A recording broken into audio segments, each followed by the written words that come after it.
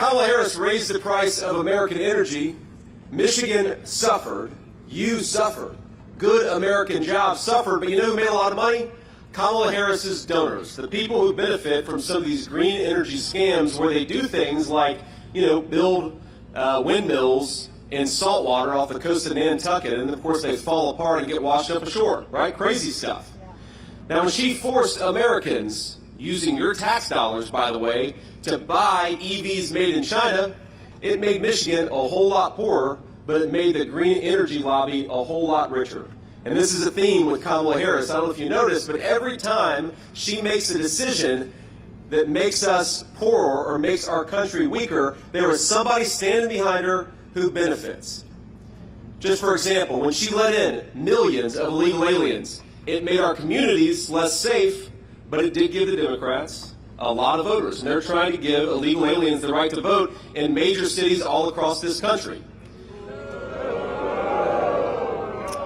Now, here's the thing.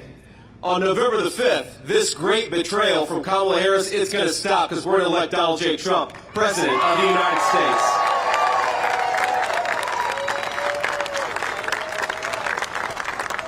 Now, I grew up in a town not all that different from Byron Center, and I watched in my own community as jobs were sent overseas.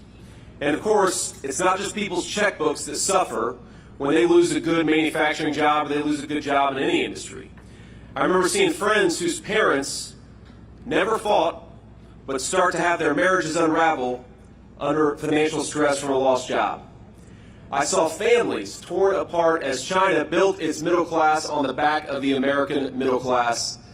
And as much as things were sometimes tough in my hometown, and I know sometimes it's often tough in Byron Center, I was one of the lucky ones. I managed to achieve my American dream. I managed to build a life because I had a mamaw who was tough as nails. I don't know thank you. She was my grandmother, she was my guardian angel, and she had a foul mouth on her. She was a good person, but she had a foul mouth on her. And I remember when I was a little kid, we were probably 5 or 6 years old, we had a lot of family in eastern Kentucky. We have any Appalachian-connected people here in Byron Center? More than a few? Yeah. Going down 75 to visit Kentucky and East Tennessee, I know that story. I remember I was taking one of those trips myself, and I remember there was a guy, my aunt was driving, my mama was in the passenger seat, and I was in the back seat. There must have been, somebody got cut off or something, because this guy was driving like crazy, he was cutting us off, he was in a motorcycle actually, he was flipping us off, and you could tell he was just in a bad mood. And my aunt was telling me this story recently. She said, JD, you remember what happened next? And I said, yeah, Aunt, I do. I remember that Mamaw reached underneath her car seat, pulled out a .44 Magnum, and tapped it on the window. And that was the end of the aggressive driving on the highways of eastern Kentucky. But that woman, by the grace of God, I had her in my life, and I was able to achieve my American dream. I just wanted to be a good husband and father. I wanted to be able to give my kids the things that I didn't have when I was growing up in a poor family in Middletown, Ohio. And I was able to do it, yes, because of my mamaw, but also because this is the greatest country in the world. The American dream is still real, and we are here to fight to protect it and to build upon it. Every single day, that's what we're going to do. Now, one of the things that bothers me about our opponent in this race, Kamala Harris, she pretends to stand for normal Americans. She pretends to stand for their jobs, for the education of their children. But it is normal Americans, we know this, who suffer the most when politicians like Kamala Harris fail to do their job. You know, I remember my mamaw negotiating with somebody from Meals on Wheels. She was trying to get that person to give her more food so that she could share some more with me. And I think about that story, and I think about that moment in the context of this grocery affordability crisis that's affecting our people. It is people like my grandmother who suffer the most when food and rent become unaffordable for normal people. And this November, we're going to turn the page, my friends, on a generation of failed leadership. We're going to make America great again, and we're going to do it by electing Donald J. Trump, President of the United States.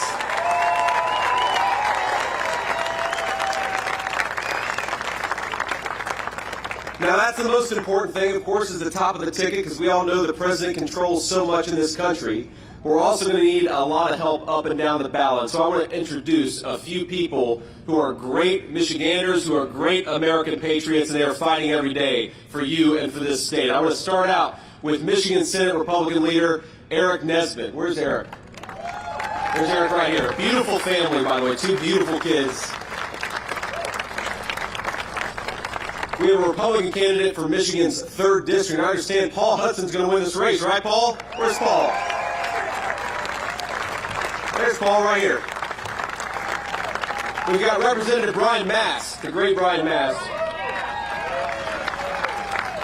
Number 5, Brian. Thank you, man. We've got Representative John Molinari. Where's John? There's John right there. Did I get your name right, John? Close enough? Close enough. And we have got a great guy running who's going to be the next senator for the great state of Michigan, Mike Rogers. Where's Mike? There he is.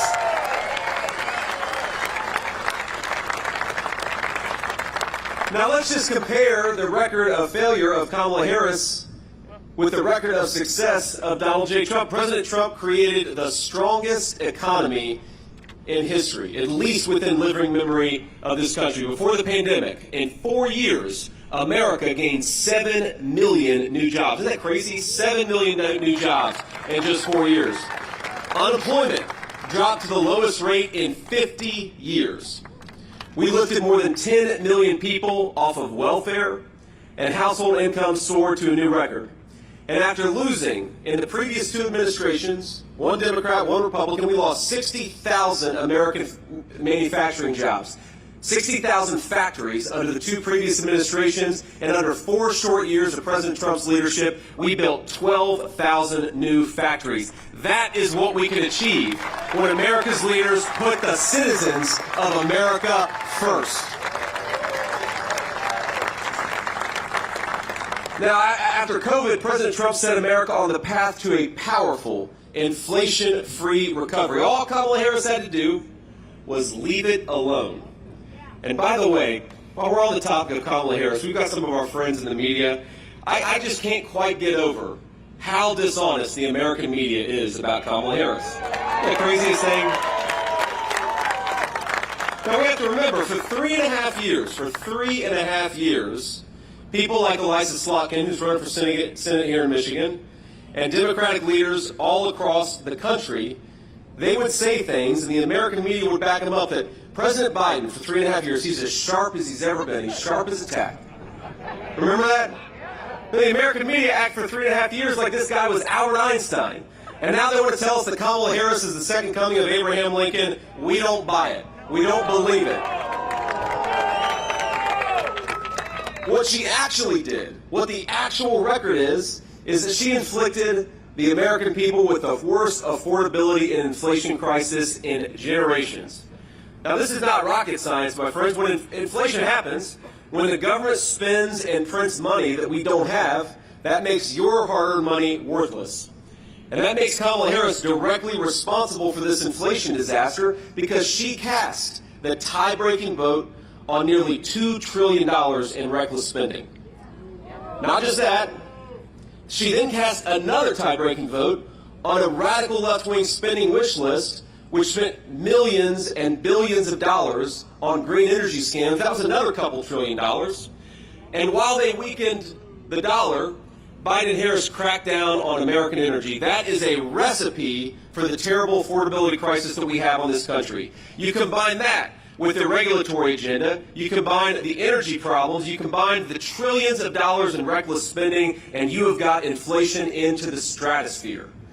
Now, instead of buying energy from every dictator around the globe, which is what Kamala Harris wants to do, under President Trump, we're going to embrace a very simple principle. We're going to get American energy from American workers and American territory. We're going to drill, baby, drill. That's going to cut down prices, and that's going to create a lot of prosperity for the American people.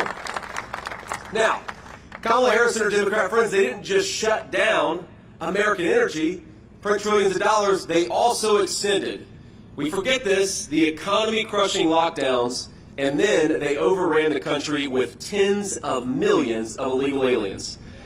Now, you bring in 30 million people and you weaken the dollar, that is how you get the inflation crisis that we have. Now, here just in Michigan, and it's similar in Ohio, and it's similar in a lot of states across the Midwest, the average family is spending $1,000 more a month just to buy what they were buying 4 years ago. That's $12,000 a year just to live the same normal middle-class life. And have wages gone up $12,000 under Kamala Harris? No, they haven't. So to ask a very simple question, President Trump asked it just a couple of days ago, are you better off than you were 4 years ago? No. Absolutely not. So let's bring Donald Trump back, right? It's that simple.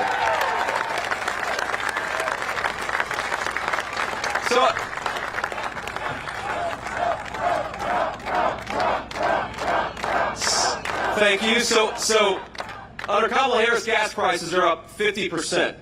And I know we're a trucking company. You think truckers benefit when gas prices go up 50%? No. And neither do the people who depend on truckers, which is every single one of us. Housing costs have doubled. Grocery prices are up 21%. A record number of Americans are working multiple jobs. And I happen to believe in a simple principle that if you work hard and play by the rules, you ought to be able to afford a good life in the country your parents and grandparents built. Isn't that simple? Now, the housing market is the least affordable it's ever been. Mortgage rates have doubled, and that's thanks to Kamala Harris' spending policies. The average new car costs nearly $50,000 a year. And this November, my friends, we're going to send the message that Michigan chooses prosperity over poverty, and that we will never accept 4 more years of Kamala Harris. She's out of there.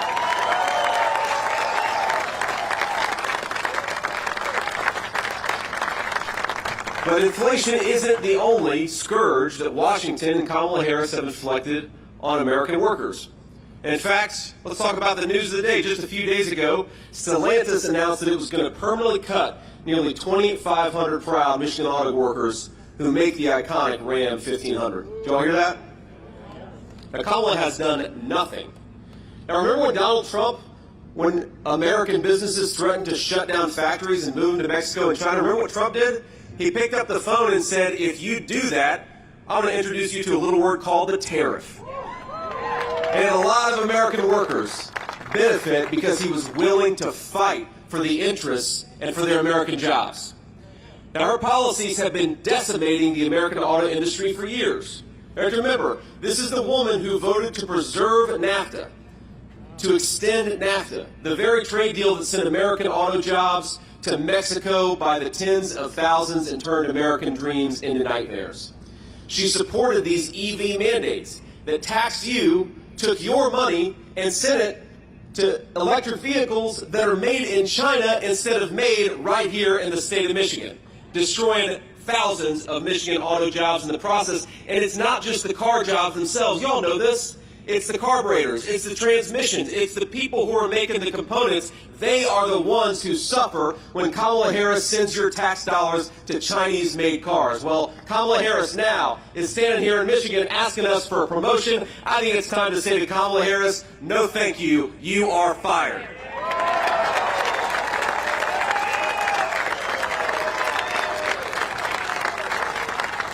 Now, even when Harris sold your jobs to the lowest bidder overseas, trashed your paychecks with unprecedented inflation, as America's borders are, she did something maybe even worse, flooding this country with millions of cheap, illegal alien laborers, stealing your jobs, depressing our wages in the process. On day one, just remember what they did. They promised they were going to do it, and then they did it. On day one, Biden-Harris suspended deportations. They stopped building the wall. I was at the wall a week ago, and you see it just laying on the ground, ready to be completed, and Kamala Harris won't let them. They reinstated catch and release, meaning that even if Border Patrol catches an illegal alien, oftentimes they get released into our country anyways. And they proposed amnesty for millions of illegal aliens. Kamala Harris turned Border Patrol into a travel agency for violent criminals and freeloaders from around the world.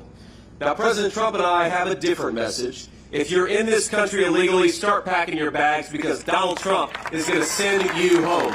And he's going to do it on day one.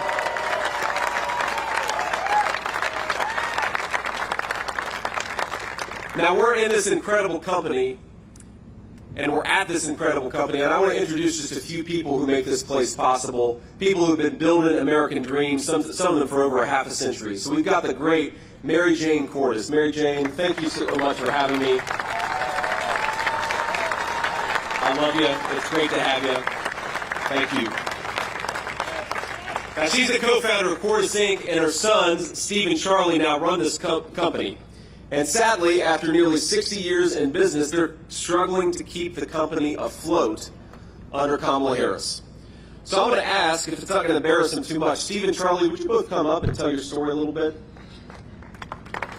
Let's welcome up Steve and Charlie Cordes, great American business leaders.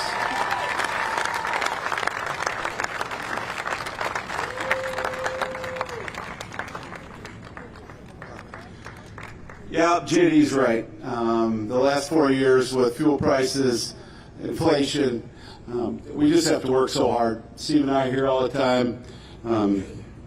We've tried to give raises to our guys, but when inflation goes up 20% since 2021 under this administration in Michigan, it's a little hard to keep up. We're doing the best we can. Our margins are getting thinner. We're going to keep going. We got great employees. There's a bunch of them here, and we're just going to keep rocking it out. But we got to get this guy elected. We got to get Donald Trump elected with JD as his VP. And I agree so much on what JD has to say. We try to use the best parts we can. We do not want to put Chinese parts on our vehicles. The safety of the road is at stake. We always buy American-made as much as we can, and it's getting harder because they ship the jobs overseas. So we need to bring them back with the tariffs like Donald Trump did before and keep America great. Thank you.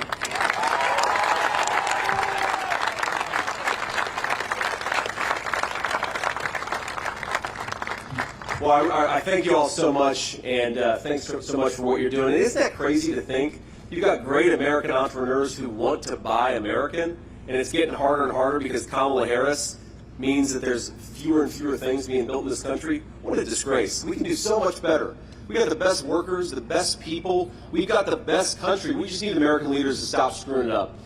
I also want to introduce one of their employers, Chuck Bixby, who's a very, very good dude. I met him earlier. He's a great Trump fan. Chuck, thank you so much for being here. You want to come on up and say a few words? Come on, Chuck. We're going to embarrass Chuck a little bit.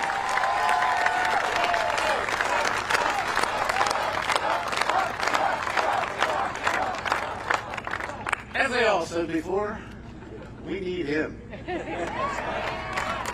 Not only is Donald Trump going to do the next 4 years, I got dibs on him doing the 4 after.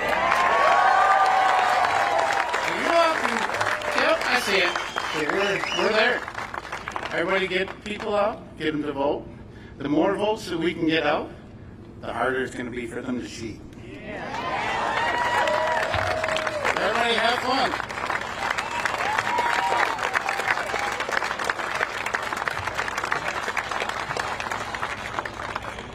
So, Chuck, I'm sorry for embarrassing you. I had to make you come up and say a few words. So let me just tell you a little story. Chuck reminds me of a lot of people that I knew growing up in Middletown, hardworking people, people who keep this country running. And it reminds me, sometimes Kamala Harris, she talks, and the Democrats talk about the old economy versus the new economy. I like to talk about the real economy versus the fake economy.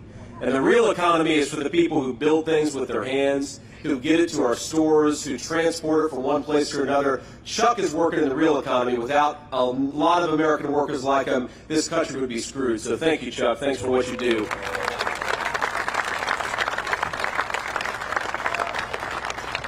I want to leave you with just this thought, because it's a story that I've been thinking about a lot.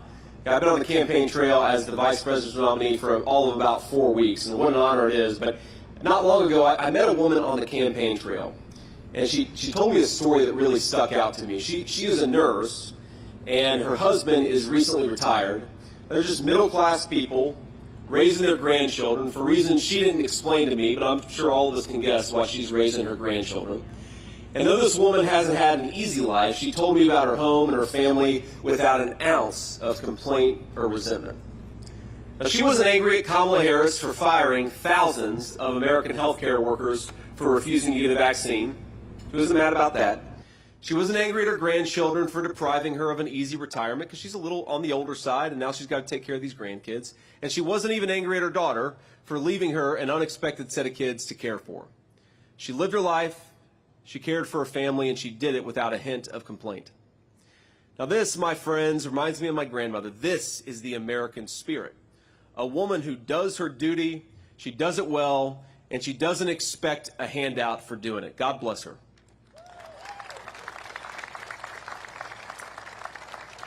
But, you know, if there wasn't any entitlement, there was a bit of sorrow. Because in a lifetime of trials and tribulations, there was one thing about this moment that frustrated her. That the price of food had gotten so high that she could no longer do steak night. Every Friday, she told me, for years, we have done steak night in our house. And I'm not talking about a steakhouse or a filet mignon, but in good times and bad, we made sure that Friday, we'd go to the grocery store, we'd get a nice steak, and make it a special occasion. That was her family tradition every single Friday. And now, she told me, it's gone. We just do hamburger. There's nothing wrong with hamburger, but it's not a steak. Grocery bills are just too high, she said. Now, her nurse's salary isn't high enough, and her husband, who's a retiree, his Social Security is just a little too small. Now, America, I think, was built on a very simple promise, that each of us would have a say in our own government, that each of us would be secure in our own property, however tiny a slice of our country we got to own. Now, the old way was that we were to be ruled by some foreign king in a faraway land. Then in America, every man and every woman is a king. And yes, if you work hard, you ought to be able to afford a steak on a Friday night for a special occasion.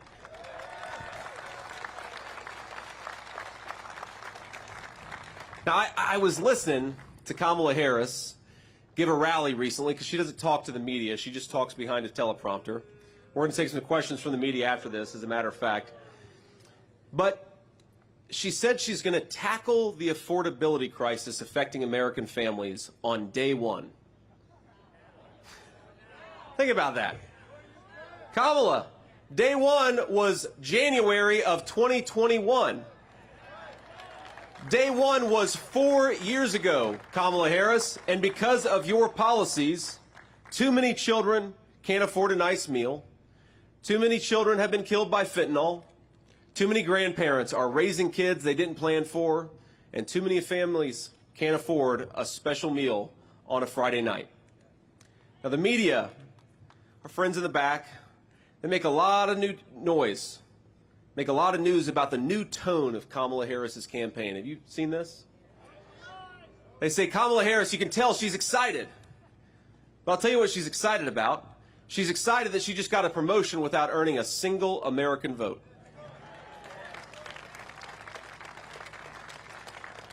She says she's having fun, but while she's having fun, Americans are suffering under her policies. When she laughs during a speech, remember that there are American families crying this very day because they cannot afford groceries. When she does these rallies and does these events and does these fake dances, remember that there are parents who lost their children to drugs or violence who will never see their children move again, much less dance again. When she tells you, and this is her new slogan, we're not going back, remember that for 3.5 years, that is exactly what we've been doing. We've been going back to a place where Americans aren't kings in their own country, but paupers, begging their government for precious scraps of safety, security, and food. We are going back, Kamala Harris, because of you, and we're going to fire you because we want to take this country forward.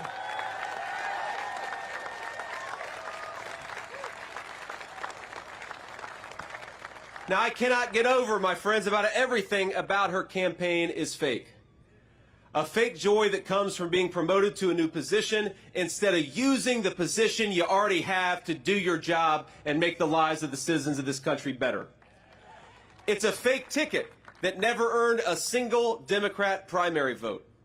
It's a fake platform that offers no specifics about how to do the people's businesses, and a fake promise to change the government, even though she's been in charge of that very government for almost 4 years and hasn't done a damn thing.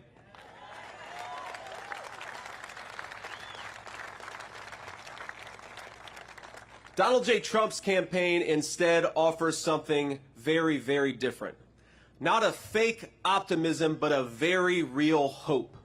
A hope and a vision to see that hope become reality in this country once again. A hope that we have the best workers in the world, so we're going to stop shipping their jobs to China and build more things right here in the United States of America. A hope that if we unleash American energy and American farmers, food and energy will become affordable in this country again. A hope that if we build more homes and stop foreigners from buying the homes that we have, the American dream of home ownership is going to become real again. It is a hope that we can close the border and stop the drugs if we empower the Border Patrol and back the blue in Michigan and everywhere else. It is a hope in the moms and dads and grandparents of our country that though they do have the spirit to survive under the policies of Kamala Harris, they have the ability to thrive under the leadership of Donald J. Trump. When we say that we will make America great again, we mean something simple. Safe streets for our families, a secure border, affordable food for our children, and the American dream, whether it's to buy a home or to see your children do better off than you did, that is achievable again. Let's get it done. We're going to start here in Michigan. It's going to start a fire that goes across the United States of America. Let everybody hear that America is ready to re-elect Donald J. Trump, the president, again. And Michigan, it's going to start with you. God bless you all. Thank you for doing everything you do, and thank you for having me. Thank you. Love that flag. Thank you, man. You guys.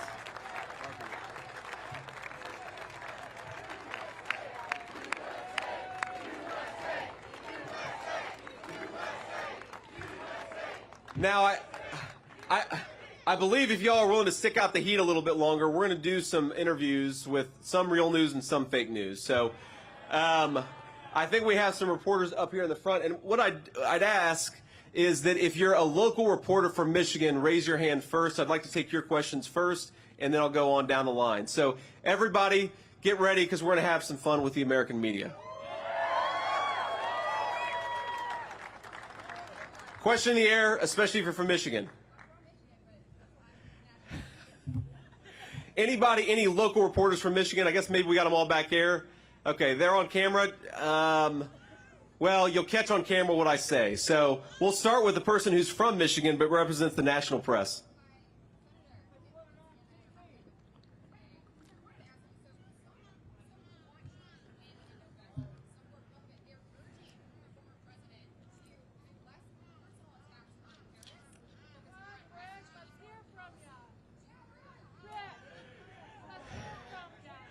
Well, look, the question, I'm not going to repeat that question because it's kind of insulting to our president. So I'll repeat the ones that aren't insulting to our president. Look, here's the answer. To the people who say that Donald Trump should do something different, they had an opportunity to make Donald Trump do something different by challenging him over 3 separate primaries, every single one of which he won. So I think that Donald Trump has earned the right to run the campaign that he wants to run. And look, if you listen to what Donald J. Trump says, if you look at what I say, we are prosecuting the case against Kamala Harris on policy. We're reminding people that Donald Trump delivered peace and prosperity, and Kamala Harris has delivered war all over the world and unaffordable groceries and housing here at home. That is the message we're going to take forward. But of course, President Trump, the reason people love him is because he's his own man, he's unfiltered, and he lets the American people see who he is. And I will say that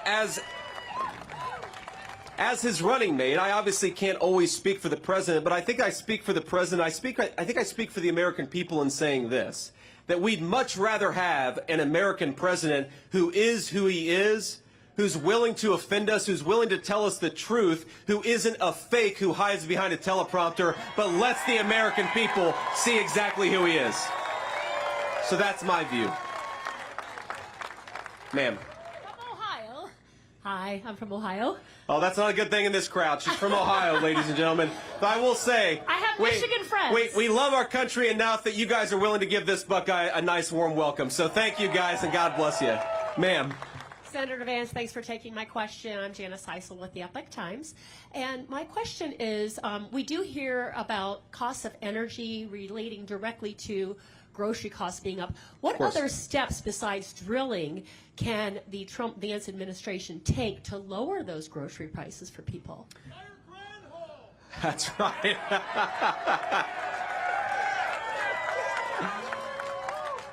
Well, the first is we're going to fire the agriculture secretary, right? She's not doing a very good job.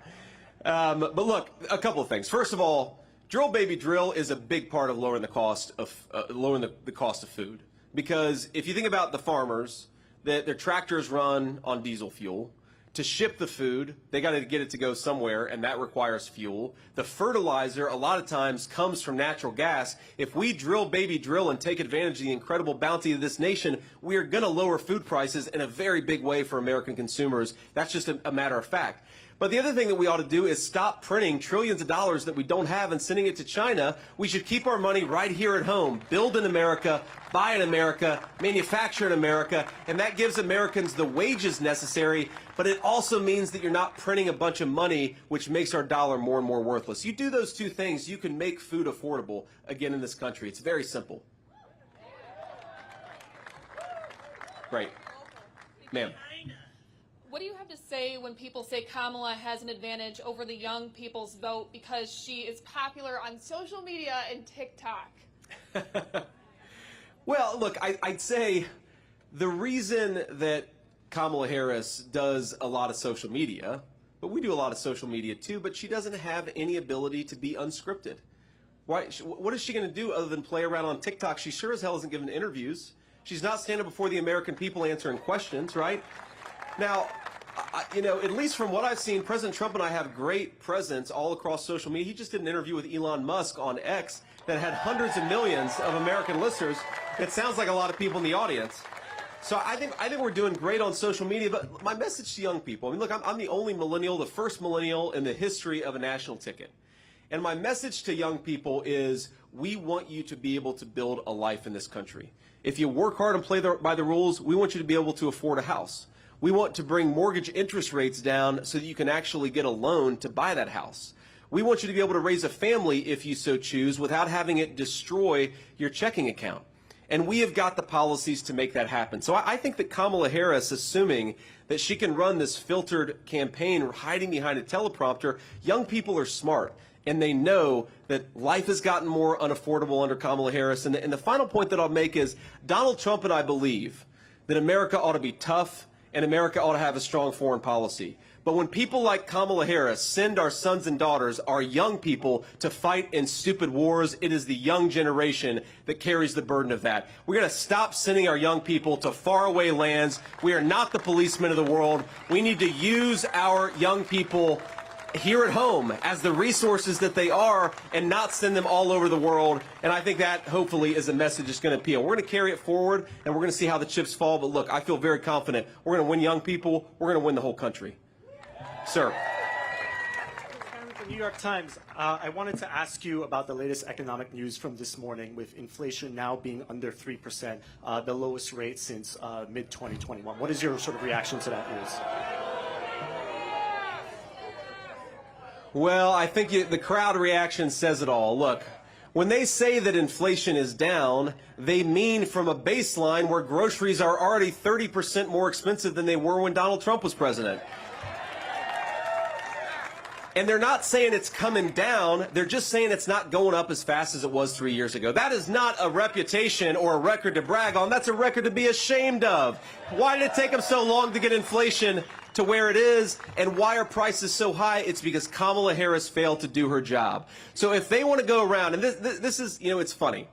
Kamala Harris, on the one hand, will say, on day one, we're going to tackle the affordability crisis. And like I said earlier, Kamala Harris has been the vice president for 3.5 years. And I think, ladies and gentlemen, she's in effect been the acting president because we all know Joe Biden isn't home. So she's been the one controlling government policy for 3.5 years. She says she wants to tackle the affordability crisis on day one, And then on the other hand, she'll say, well, we've already got inflation under control. Well, which is it, Kamala? Which is it? The simple truth is America's credit card debt is getting higher. Americans are finding the basic necessities of middle-class life less affordable.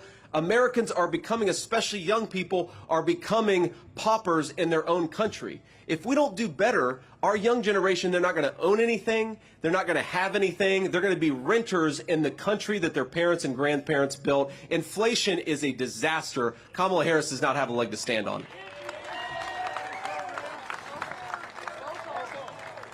Sir. Thank you, Senator. Josh Albertus with WZZM here in Grand Rapids. You know, in the last few cycles, you know, we've seen a lot of people, based on the results of the election here in Kent County, describe Kent County as a lot more of a battleground than it used to be when it came to the era of Jerry Ford, for example. Contextualize, you know, to what extent you believe the campaign is trying to put resources into Kent County specifically. What kind of narrowed that down? Well, look, we love Kent County, and we think that it's going to be an important part of the election. But we think, look, the entire state of Michigan is important, right?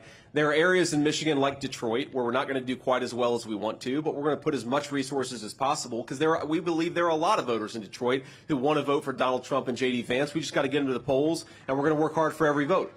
We believe there are rural parts of Michigan where we're going to win by 85%, but why not make it 90%? So we're going to work hard for every single vote all across the state of Michigan. I wouldn't say any one county is more or less important. The whole state is important because, look, there is no state that perfectly exemplifies what is broken about American policy in Washington. This was one of the wealthiest states in the entire country for pretty much the entirety of the post-World War II era. This is a state that had a proud manufacturing tradition where whether you went to college or graduated from high school or did something in the middle, you could build a middle-class life so long as you worked hard and played by the rules. And then thanks to a generation of failed leadership, Michigan has seen thousands of manufacturing jobs disappear. We have got to do better. And I think the reason you see Michigan, people used to call it a blue wall state. I think Michigan is a red wall state now because people are sick of losing their livelihoods and losing their jobs, and they know Donald J. Trump is going to be good for both. And I'll take two more questions here. Yeah. Senator, yesterday on America Decides, and with CBS News, by the way, the UAW president said that Donald Trump and Elon Musk sneered at labor workers when talking about how Elon Musk fired folks looking to organize. The Teamster president, who also spoke at the RNC, called this economic terrorism. What's your reaction to the backlash that Donald Trump's getting from that interview? Well, look, I like the Teamsters president. I think he's a good guy, but I think he's wrong about this because Donald Trump was not talking about firing Michigan auto workers. He was talking about firing the employees of Twitter who use their power to censor American citizens. Those people ought to be fired. If you censor Americans from exercising their First Amendment rights, you absolutely should be fired. Donald Trump's exactly right. Now, what Donald Trump has also done more than any president in my lifetime, 60,000 factories closed in the 16 years before Trump became president. In just the 4 years that he was president, he reversed that trend and opened 12,000 factories. This is a guy who's fighting for American jobs. And my message to Sean Fain, who's the head of the UAW and stands up next to Kamala Harris and sounds like a communist, is, trust me, I talk to a lot of UAW workers. They want a president who fights for their jobs. They want a president who will shut down this garbage at the border. They want a president who will stop sending American money to buy Chinese-made cars. American money ought to buy American cars. And UAW workers and non-union workers, we all believe in that message. That's why Donald J. Trump is going to win Michigan, and he's going to win the whole industrial Midwest. And then we'll do one more question. Any other Michigan people, Taylor? Yes, sir. Josh Berry, Fox 17. Hey, Josh. WXMI Grand Rapids. All right, so we've got at least two good reporters here. Is that what I'm hearing? I'm rounding out the local journalists here. Look, this is a unique showing right here, taking questions from local journalists. Not necessarily, it's been unorthodox for a local rally like this. What are you hoping to show or say to voters, or is this a message to the Harris campaign, taking questions at a rally in front of people here? Look, it's a message to everybody that if you want to be the American people's vice president, you ought to answer their questions and try to earn their vote. It's really that simple.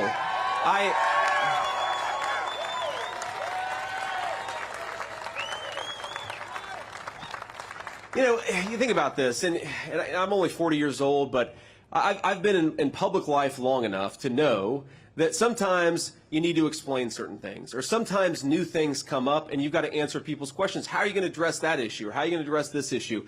You have got to stand before the American people and answer tough questions if you want to do this job. And it is scandalous that Kamala Harris is running from the media, but more importantly, she's running from the American people. That's a disgrace. I've never seen a presidential campaign in the history of my life where a person is asking to be the president of the United States, but she's afraid of you guys. Now, look, I'd say that some of you, I think, are perfectly fine journalists. Some of you, no offense, are fake news. But whatever your background in journalism, if you can't answer questions from the media, do you think you're going to be able to take on Vladimir Putin or Xi Jinping? If you're afraid of answering before the American people, how can we possibly trust you to sit in a room with world leaders and represent the American people? What?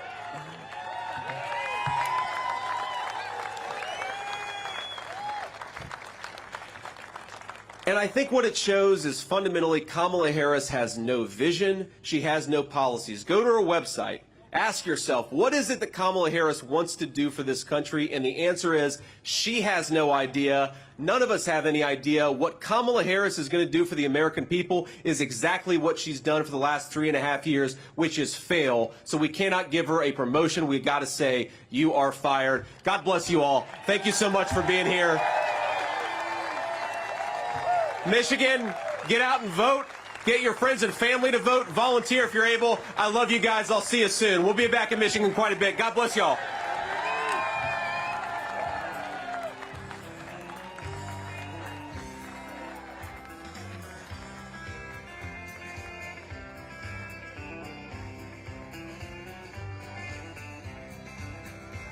Why don't we liberate these United States? We're the ones who need it worse. Let the rest of the world help us for change, and let's rebuild America first. Our highways and bridges are falling apart. Who's blessed and who has been cursed? There's things to be done all over the world, but let's rebuild America first.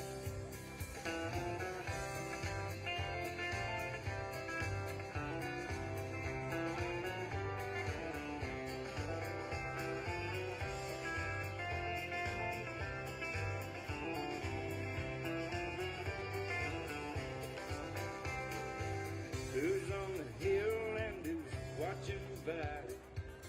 Who's in charge of it all? God bless the army and God bless our liberty.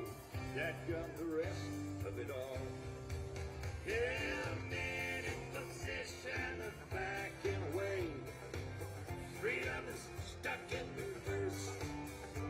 Let's get out of Iraq, get back on the track, and let's rebuild America first.